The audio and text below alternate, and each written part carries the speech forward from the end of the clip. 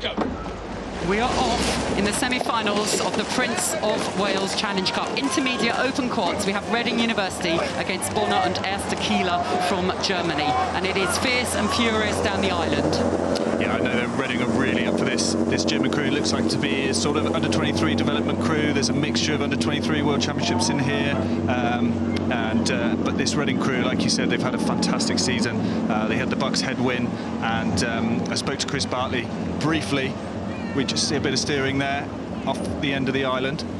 Yeah, so as so often happens, it is tricky when you're the island side. You feel the island there, you see it on the left of your eye, and you want to kind of come away from it. And of course, they are not on home ground in the same way that Reading University is, but they've got themselves back on. It's pretty much stroke for stroke as we see Reading University on the far side taking every stroke calmly, maybe edging it out, but pretty much those bows are neck and neck. And on the near side to us, we have the German crew. And in fact, Reading are just starting to sneak ahead, but it's very tight still. Yeah, again, when they raced yesterday, Reading were just 2 seconds quicker to the barrier, same again to halfway. So I would expect them to just be a little bit quicker at the start, but it's not going to rattle these Germans. They've raced internationally. They're not going to be necessarily bothered by that. They're really going to be focused in on what they're doing, their start, and getting themselves into a pace that's going to take them all the way down the track. So a real statement here from Reading University A crew in the Prince of Wales Challenge Cup. We have Matthew Long, who is steering over there on the bow, and we'll see a little later closer shots of them. But what an impressive start they have made, and they have put a lot of pressure onto the Germans, who look like they're slightly stunned. I mean, they had a good start, they're rowing very cleanly, and Reading University are just rowing away from them. Yeah, look, there's some pedigree in this Reading boat at all. Stroke seat there is Ed Fuller, Paralympic champion in the PR3 mixed Cox 4 in Paris. So, you know, some real athletes here as well on both sides. And like I said, I spoke to Chris Bartley, who's heading it up with Will Rand, and they're really excited about this. They don't necessarily had the best run in. Chris kind of admitted that maybe trained them a little bit too hard in some of these warm-up races, but right here they couldn't feel any happier. And to be honest, when you look at that, they look happy, they look ready to work. So impressive. We've seen Reading University competing at a completely different standard this year. Been building up to that. Fantastic programme, as you say, with Will, Chris, the rest of the team. Really impressive technique, as well as the physiology that's allowing them to do this. And they are immediately asking questions of that German crew. It's the German under-23 crew. They have a lot of experience in that, or as Reading, you know, themselves have been racing at under-23 level. They've been racing, and they'll be looking ahead to the championships to come later this year. But they are almost lost touch with this supreme Reading University crew.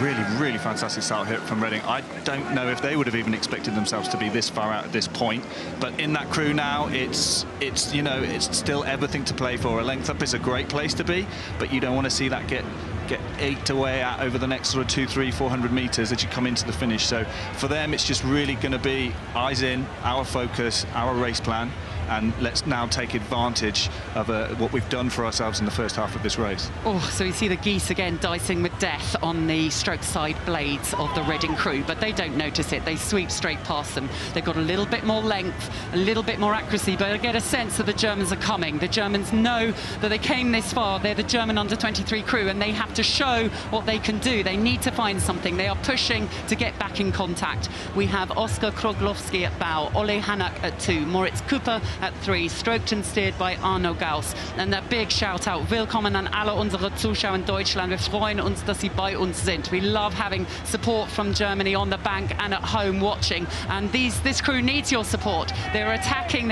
but at the moment, Reading is still clear. Reading looks loose. You can see the Germans working. You see the bowman's head turning. He didn't have to look too far to see that stern coming back in. And to me, it does look like they're moving, but a lot of crews have been maybe running out of water here. So I'd like to see them move a little bit quicker if they're going to be in contention at the finish line. I mean, they've got time. They're coming up to Remmenen. This is where the big pushes happen. And often there's a sense, there's a big, you know, maybe 100-stroke push, or you put in 30 to try and shift the rate. And they're suddenly looking brighter in the German crew. They've got a sniff of Reading. They can smell them. They can start to see them. They were looking a little dull, a little sluggish earlier, but they've brightened it up. They've sharpened it up. Their oars are just now grabbing hold of those catches, and it's working. They are putting pressure back. They've gained a little bit of momentum. They're not level yet, but they are asking questions of this Reading crew. What have they gone through? How much have they put in to get to this point? Yeah, and we're coming through that quieter part now and coming into enclosures, and certainly the enclosures can have an effect. Kim up in the comms box just asked us earlier, do you hear the crowds when you're rowing? Absolutely. On a Saturday afternoon, you are going to hear those crowds. That is going to lift you. Certainly local clubs may be getting a bit more of a shout, but to be honest, when you're rowing, you don't know who you're shouting for. You're just hearing the noise, and that can really G you up and give you a sprint into the finish.